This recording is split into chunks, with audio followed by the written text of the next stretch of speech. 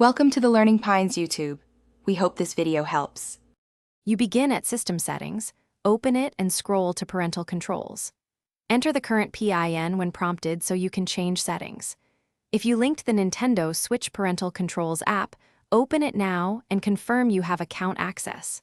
Once done, choose Change Parental Controls PIN in the console menu so the system unlocks the PIN edit flow. Make sure to keep your current PIN handy, because the system will request it to verify you before allowing. You should now see Change PIN, select it, and enter the existing 4-digit code to authenticate.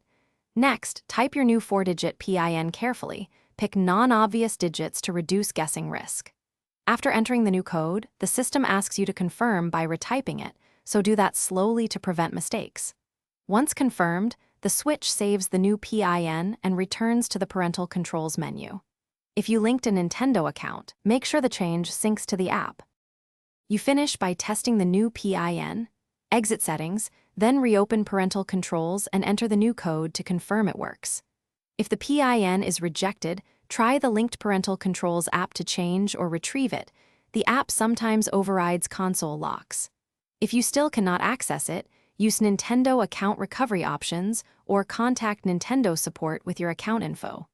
Finally, make sure your recovery email is current and consider enabling the app for easier future changes. Thanks for watching. Consider subscribing if we helped you.